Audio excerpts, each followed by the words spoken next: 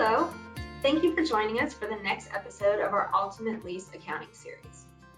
In our last video, I walked through the required criteria for our lease classification and shared an example of how to determine it.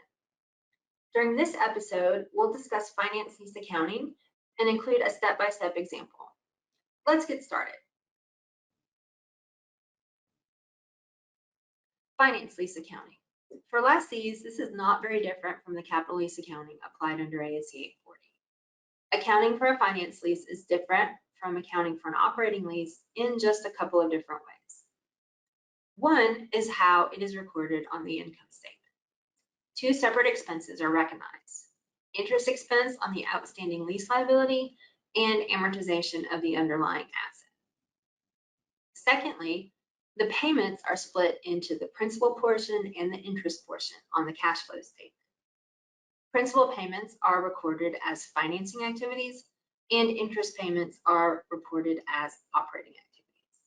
The basics. Discussed in some of our previous videos, these are the same for both operating and finance leases. The largest difference, again, is the accounting treatment of the expenses. Instead of one lease cost like you record for an operating lease, finance lease accounting includes separate principal, interest, and asset amortization costs. The basics will still be the same. The possession date is the date that the lease commences. There are several types of consideration that will be used as payments. The rates that you use are the same. The implicit rate is preferred, and the IBR is offered as an alternative, as well as the risk-free rate. That is only available for private entities, and the lease liability and right of use asset are calculated in the same way. Present value of all the remaining lease payments with any adjustments to come to the right of use asset. Now let's take what we know about finance lease accounting and apply it to an example. Since the lease in example 6 met the criteria for a finance lease, we'll review the finance lease accounting for this scenario. As a quick reminder, this was the point of sale system lease, 3 years that Tenneco entered into. We went through the lease classification and determined this was a finance lease. To start your finance lease accounting, first calculate the lease liability from the basic inputs: term, payments, and rate. If you recall in this example, the present value of the lease payments was calculated with the inputs of a 36-month term, payments of $625 a month at 4%. Those inputs all yielded a present value of $21,240.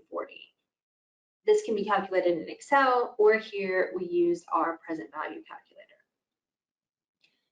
The example mentions a purchase option, but we have no mention that Tenneco is reasonably certain to exercise that purchase option, so we'll not include that in the payment calculation at this time.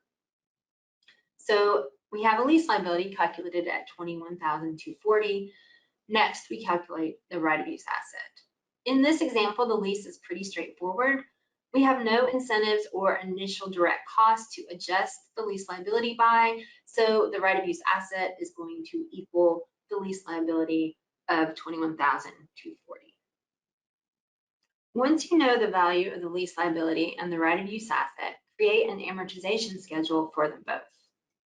The lease liability is reduced like a capital lease or similar to other debt, using the effective interest rate to have the liability equal to 0 by the end of the lease term, starting with the total lease liability of $21,240.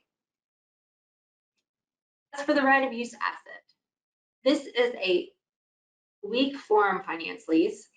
It met the 4th criteria, so the asset is depreciated over the shorter of the useful life or the lease term. The useful life was said to be 5 years, and the lease term is 3 years.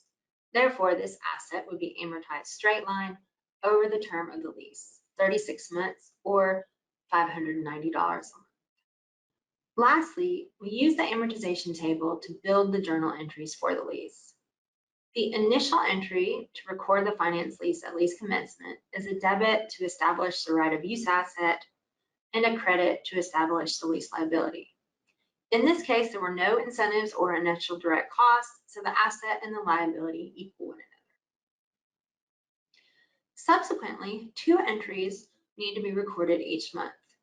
One to record the payment of the lease, and the second to record the amortization expense. These entries follow the amortization schedule as shown here.